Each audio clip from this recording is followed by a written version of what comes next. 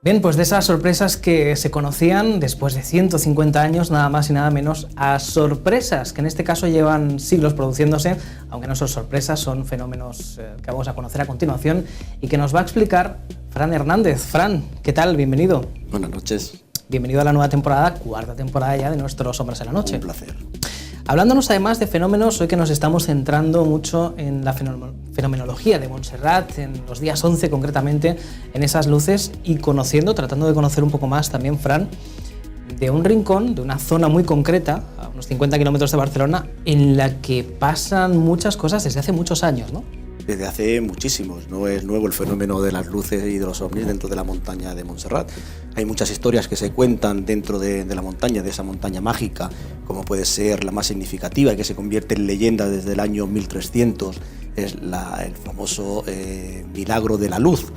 El Milagro de la Luz se produce en el año 1345, concretamente un 21 de febrero, cuando en plena disputa del obispado y de los habitantes de Manresa por la sequía que sufría Manresa, los consejeros de la ciudad deciden hacer una acequia para que Manresa no dependiese solo de la lluvia para mantenerse con el agua, con lo cual esa acequia debería de pasar por terrenos del obispado, y el obispado se niega rotundamente a que esa acequia pase por sus terrenos, con lo cual los consejeros de la ciudad piden permiso al rey Pedro III, se le concede ese permiso y en el año 1339 empiezan a construir la acequia, con lo cual el obispado, como no puede negarse ante la orden del rey a que se construya la acequia, lo que hace es excomulgar a todos los trabajadores, excomulga a la ciudad de Manresa y además prohíbe cualquier oficio religioso dentro de la ciudad. Durante esos 6 años en Manresa no se efectúa ningún tipo de oficio religioso, simplemente la gente iba a las iglesias, se reunían allí, hablaban, pero no había ningún sacerdote que pudiera oficiar ningún tipo de misa. Es el 21 de febrero de 1345, cuando estando en la iglesia del Carmen, todos los que están allí, incluso la gente de la ciudad, ven como una luz que viene de la montaña de Montserrat, se introduce por uno de los ventanales y dentro de la iglesia allí la luz se divide, una se va a lo que es el altar, otra se va a un ábside del Salvador, y ahí la gente pues bueno, entiende que es un milagro, que es una señal que tiene que recoger el obispo. El obispo, por aquel entonces el señor Sacosta, era obispo de Vic, cuando le llegan las noticias y cuando realmente los sacerdotes que allí iban a la iglesia pero no oficiaban, le dicen realmente lo que han visto, él interpreta que es una señal divina para que se acabe con toda aquella problemática que ha habido, con lo cual vuelve a dar la comunión a la ciudad de Manresa y a partir de ahí bueno, otra vez a oficiar y se acaba la disputa. Pero fue necesario de esa luz que viene de la montaña de Montserrat para que se den cuenta de que aquello, bueno, la montaña era mucho más mágica de lo que creían. Qué curiosa señal, ¿no? Una luz que se desplaza desde Montserrat. Así es. Y a partir de ahí se retoman de nuevo todos los oficios. A partir de ahí, el obispo de Vic, bueno, pues lo que te he dicho lo interpreta como una señal divina y, bueno, pues lo que hace es volver a dar la comunión otra vez a Manresa, permitir que se termine la acequia y con lo cual se acaban las disputas. Pero es más, hay gente que desde las zonas del Pont de Vilamara y demás dicen que la luz no venía de Montserrat, sino que la luz venía del cielo, rebotada en la montaña de Montserrat y trasladada a Manresa, entrando por esa vidriera de la iglesia del Carmen y dentro se divide la luz. Supongo que todavía podemos hacer un recorrido, ¿no? Por esa... Sí, por supuesto, es decir, de hecho se sigue celebrando, en febrero se sigue celebrando la fiesta de la Llum en Manresa con motivo de este acontecimiento. Es decir, que podemos ir a Manresa y ver esta fiesta de la Llum, fiesta de la luz, ¿no? Podemos ir y ver la fiesta de la luz en Manresa, que conmemora todo esto y además hay una representación que se representa todo lo que es la disputa por la acequia, por el agua y esta luz como entra por la ventana de la iglesia del Carmen y acaba la disputa de la luz. O sea, que el avistamiento ovni, en este caso no fue una luz que viene de la roca, sino que viene del cielo rebotando en la montaña de Montserrat y yendo a la montaña a la iglesia del Carmen, o sea, se remonta desde el año 1345.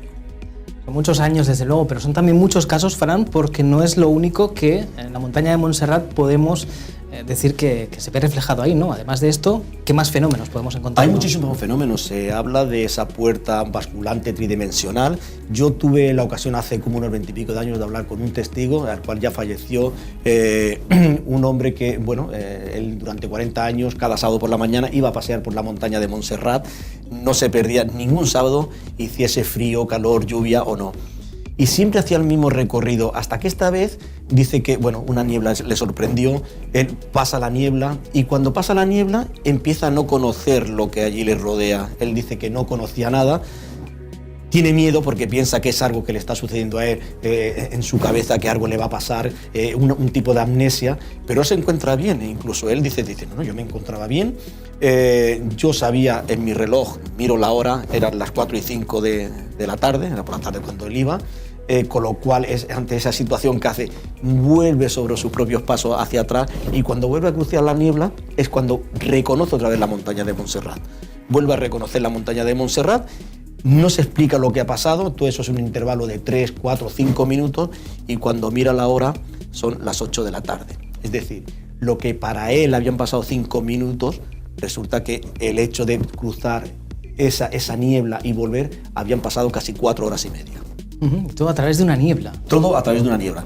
Es esa puerta tridimensional que mucha gente dice que ha cruzado, que mucha gente cree que se ha sentido desplazada en otro sitio. Y prácticamente casi todos los casos coinciden en lo mismo, es decir, no reconocen el lugar hasta que no vuelven hacia atrás en sus propios pasos y es cuando realmente se dan cuenta de que algo ha sucedido.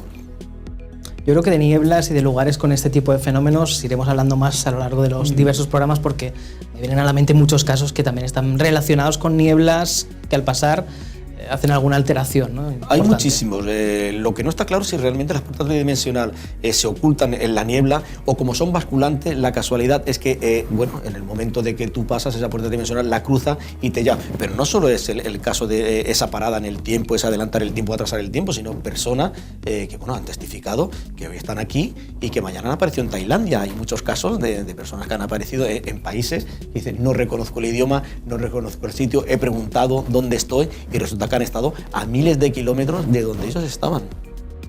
Y precisamente en la zona de Montserrat hay muchas personas que han ido y no han vuelto. Hay desapariciones, evidentemente, sí, hay muchas desapariciones. De hecho, dentro de la energía esta de la montaña de Montserrat se cuenta, y además esto lo cuentan los escaladores que van, sabes que la montaña de Montserrat es un lugar de escalada por excelencia en Cataluña. Muchos escaladores que suben la rampa de lo que es la montaña de la Madalena, uno de los picos que hay, es una subida. Y cuando suben los escaladores, normalmente lo suben sin ningún tipo de dificultad, el cansancio propio de una subida, pero hay veces que escaladores que ya llevan muchísimos años haciendo la misma ruta, dicen que hay momentos y días, bueno, pues que aquellas subidas son incapaces de subirlas de un tirón, tienen que pararse a mitad de la subida porque están agotados, cansados, y no es un escalador o dos, sino muchos los escaladores que coinciden que en ese mismo día y en esos intervalos de 3-4 horas sucede ese fenómeno, es decir, en esa subida, cuando están subiendo, son incapaces, las piernas es como si una energía magnética atrayese mucho más a las personas a la tierra y son incapaces de andar. Curioso, ¿no? Además, muy curioso. Precisamente así es como la Virgen de Montserrat, ¿no? De alguna forma dijo, quiero quedarme aquí, ¿no? La llevaban transportando hasta que no se pudo mover más. Exactamente, hay una relación entre lo que es la Virgen de Montserrat, el peso es de la Virgen de Montserrat cuando quiso ser trasladada y no podían levantarla. Pues bueno, muchos la asocian a este tipo de fenómeno, esta energía interior. Ya sabes que, bueno, hay mucha gente que sostiene que la montaña de Montserrat es hueca por dentro, que son todos, que son pasadizos y son cuevas, aunque de momento solo se conoce la cueva del Salnitre, que es la más profunda, la que más se ha investigado, pero bueno, de hecho el fenómeno se produce, ese fenómeno de cansancio de los escaladores, de gente, o sea, se produce y se produce muy a menudo. ¿Crees, Fran, que en algún momento se podrá descubrir quizá algún acceso a alguna de estas cuevas y se pueda decir, pues efectivamente existía esa cueva o ese casi mundo subterráneo, ¿no?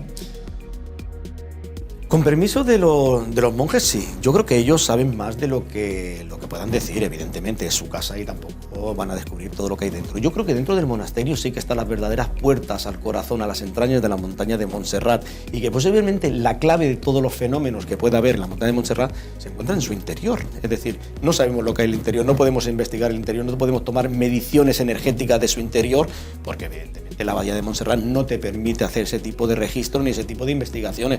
Pero yo estoy convencido convencido que dentro de esa abadía sí que están las puertas a ese mundo subterráneo de la montaña de Montserrat. Posiblemente alguna vez podamos entrar, pues posiblemente, pero yo creo que de momento ahora, inmediatamente, no. Y como bien se sabe, ¿no? Es uno de las cosas que todo el mundo que de alguna forma se interesa por Montserrat, que evidentemente los nazis estuvieron allá buscando el Santo Grial, nada más y nada menos. Exactamente. Que se fueron con las manos vacías, presuntamente, es lo que conocemos, pero que estaban buscando esos accesos a encontrar algo que de Grial concretamente.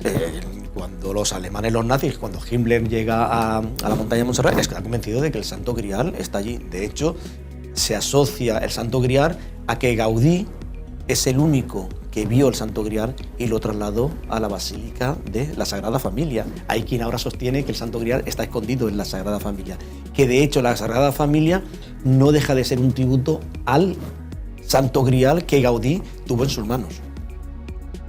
Bueno, pues otro tema de estudio. Sí, otro tema de estudio que tenemos que profundizar y saber más. Y de hecho, en la Sagrada Familia hay mucha simbología que se asocia al Santo Grial. Lo que pasa es que, se está estudiando, de momento no hay nada concluyente, pero que sí que se cree que Gaudí trasladó el Santo Grial de la montaña de Montserrat a la Sagrada Familia. Curioso. Desde luego, y además las formas que imitarían un poquito la naturaleza eso es. De esas montañas. Bueno, pues algunos secretos que hemos conocido de Montserrat. Fran, muchísimas gracias por esta aportación. Volveremos a salir a investigar, tenemos mucho por ver por ahí fuera, por conocer y demás, y muchos datos que seguramente vamos a compartir. Seguro, muchísimo. Nos quedan muchos kilómetros que recorrer, muchos fenómenos en muchos lugares. Hasta la próxima, Fran, gracias. Hasta luego.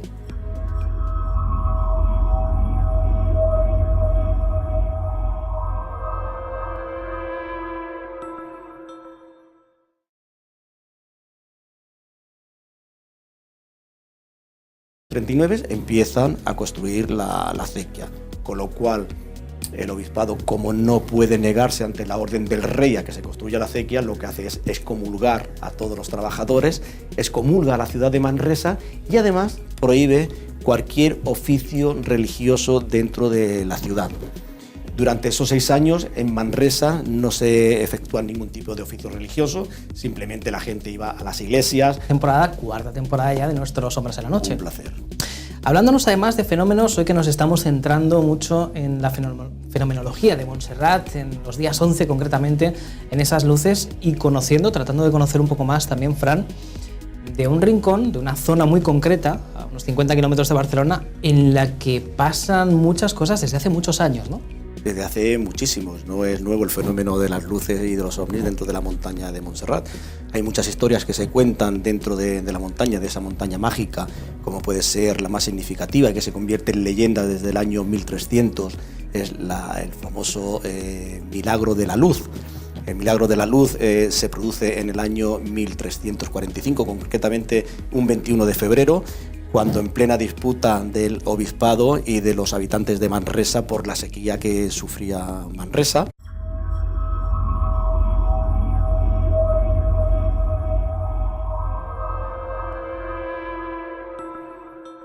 Bien, pues de esas sorpresas que se conocían después de 150 años, nada más y nada menos, a sorpresas que en este caso llevan siglos produciéndose, aunque no son sorpresas, son fenómenos que vamos a conocer a continuación y que nos va a explicar Fran Hernández. Fran, ¿qué tal? Bienvenido. Buenas noches. Bienvenido a la nueva... Los consejeros de la ciudad deciden hacer una acequia para que Manresa no dependiese solo de la lluvia para mantenerse con el agua, con lo cual esa acequia debería de pasar por terrenos del obispado y el obispado se niega rotundamente a que esa acequia pase por sus terrenos, con lo cual los consejeros de la ciudad piden permiso al rey Pedro III, se le concede ese permiso y en el año 1330